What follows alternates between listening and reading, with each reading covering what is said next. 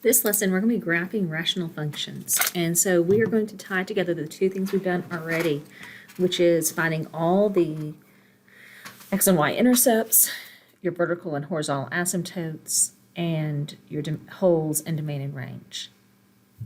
So on these, a step one is always going to be to factor.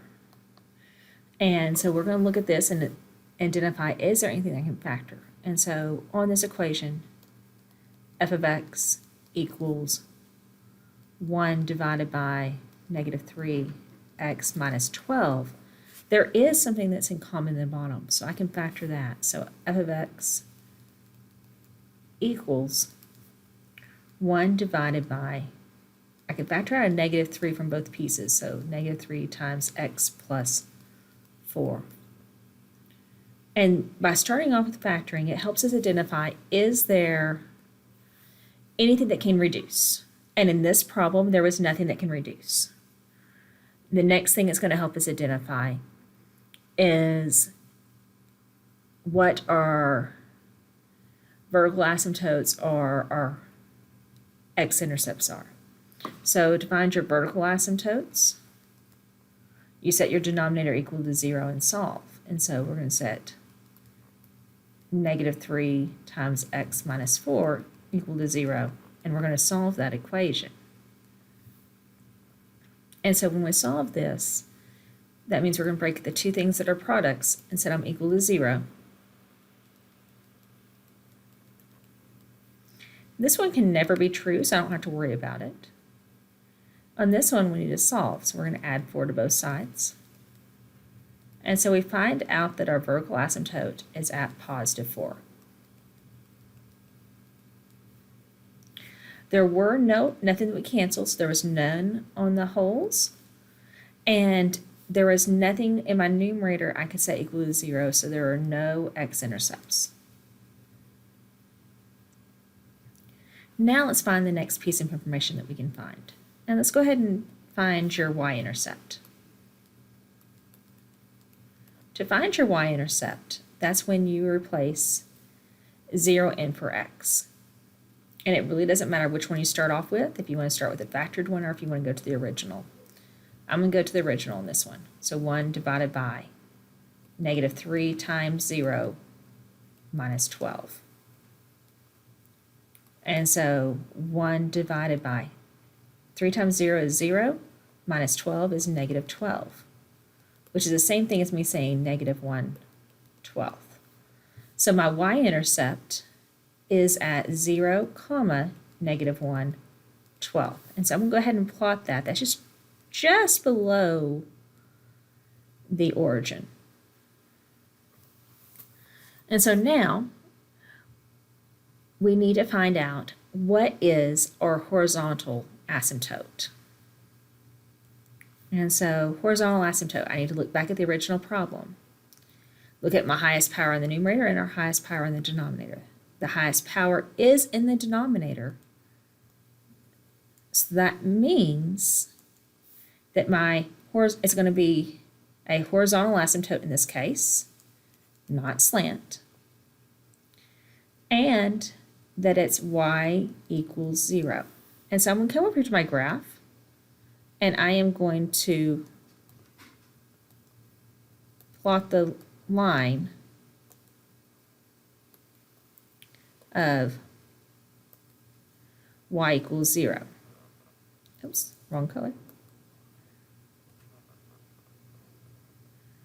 And so my horizontal asymptote is at y equals 0.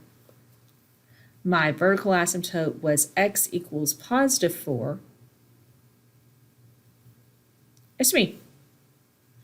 X equals negative 4. I messed up on my signs as I was working that problem. That was a positive 4 here.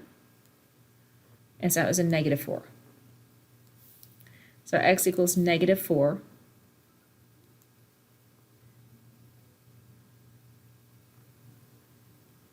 There is another asymptote. And on your homework tonight, you're going to use a matte pencil in green to draw in your asymptotes. Now, these asymptotes, they're guidelines. They are guidelines of what's happening as we're coming close to it. So as we're approaching this -4, I'm going to bounce along this side of the wall, or I'm going to bounce along this side of the wall. Same thing down here. We can cross the asymptotes in the middle, so your horizontal asymptote can get crossed in the center, but towards the end, it's going to stay in line with it. It's going to approach it as we're going towards the infinities, which is positive and negative. So as we're getting closer into the negative side, the farthest we can go negative and the farthest we can go positive, we're going to be getting really close to that asymptote, whether it's just above it or just below it. And then this vertical asymptote, I'm going to be pushing along the side. It's like you're running the line, not going out of the bounds, but you're staying right inside the bound line. So let's go ahead and find out the other thing that we haven't found, which is our domain. And our domain is going to be because of what we have in any holes, and vertical asymptotes are going to come into play in the domain. And so it's going to be all reals except, and in this case, it's x equals -4. Remember, that was a negative. And so when we're coming to graph this, I want you to graph your holes with a red circle around that area, and then your asymptotes in green, and everything else I want done in pencil. So let's go ahead and sketch this graph. Well, we don't have enough information to know exactly where I'm falling in this. So we need to have some more data points. What you're going to do is you're going to create a chart, and it's a very simple one. You're going to take each of these pieces of your factor. And so we're trying to figure out what's happening with the sign will be at each of these locations. And so 1, -3, x plus 4. And then the whole thing of f of x. This is going to be our total area. And we're not really having to worry about exactly the numbers, but we're concerned with what is the sign of my graph as I approach these. And so the only place that I have where I'm either crossing the x-axis or have a vertical asymptote is at x equals -4. So I need to choose a number that's smaller than x equals -4. And so I am going to choose x equals -5. It really doesn't matter what number you choose. You can actually go through and plot this point, or we can actually we're going to be using sketches of graphs on these. I'm not asking you to plot it exactly. You can do a sketch. And so we're concerned with what sign, if I plug in a -5 into the x, what sign would it create? And so if I plug in -5 in, and there's no place to plug it in here, so that means this first section is positive. A -5 in for x, the second line, there's no way to plug it in there, so it's negative. If I plug a -5 into the last one, it's -5 plus 4.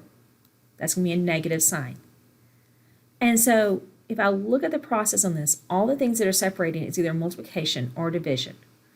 And when you're multiplying and dividing with negative and positive signs, if you have an even number of negatives, it's positive. And so that means my entire problem in that section is positive. And so that means that anything to the left of -4, because I don't cross the x-axis, is positive. So that means I am pushing against the border laws in both those two places. And so my sketch is going to look something like this. Let's do a little better job on that top part.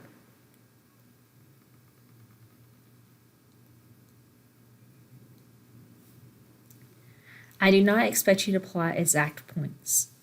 Give me a sketch, show me where it's going to go, show me if it crosses the line, but you do not have to give me exact values.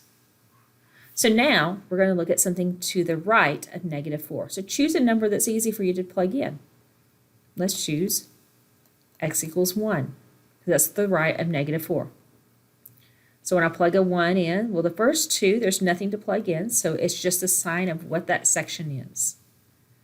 The second one, or the third one, excuse me, 1 plus 4 is positive. So that means this entire section, if I do a positive number divided by a negative times a positive, is going to give me a negative. So this entire section from -4 all the way to positive infinity is going to go like this.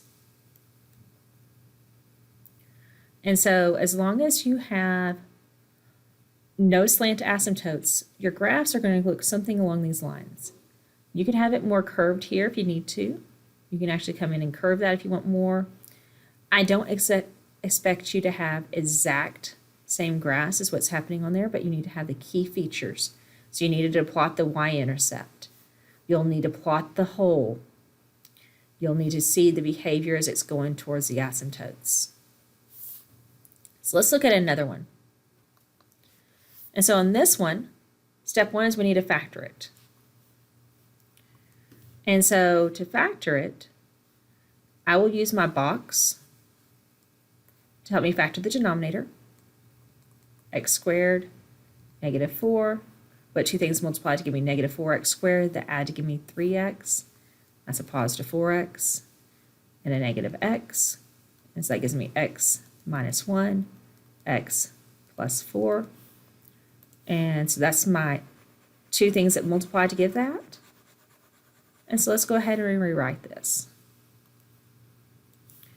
So f of x is equal to, in my denominator, it's x plus 1, x plus 4,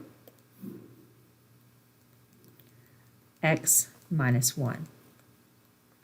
In my numerator, what can factor out of these two pieces? Well, a 3 is divisible into both 3 and 12, so I'm going to bring a 3 out. X plus 4. What can cancel? My x plus 4's. Leaving me with my reduced fraction being 3 divided by x minus 1. And so this is the function we're going to use to help determine everything. But that red was our hole.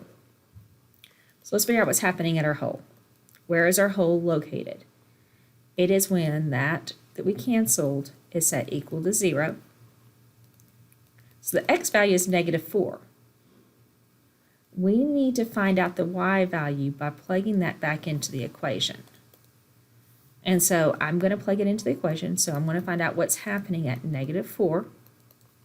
So 3 divided by -4 minus 1. So at that time, I'm at -3/5. So my hole is -4, -3/5. I did not make you do this in the first lesson when we were talking about holes. I just made you find the x value. But the hole is at a very specific spot. That means I will get very close to this location, but I cannot actually be here. So I'm going to come over here, and I'm going to put a circle at about where -4, -3/5 is. Now we've taken care of our hole. Let's go on to any vertical asymptotes. And so my vertical asymptote is going to be found by setting my denominator equal to 0 and solving. And so at x equals 1. So x equals 1 is my vertical asymptote. My x-intercepts, I didn't have anything in my numerator, but I can set equal to 0, so there is no x-intercepts. My y-intercept, on the other hand, can be found by replacing my x's with 0. So I'm trying to find out what's happening at f of 0. And so 3 divided by 0 minus 1. So 3 divided by -1, which is -3. So my y-intercept is at 0, -3. And so I'm going to come over here and I'm going to plot that point. Now, I need to find my slant or horizontal asymptote. My highest power is in the denominator, so it's y equals 0. I'm going to go ahead and graph my asymptotes. So there's my horizontal, and then my vertical asymptote.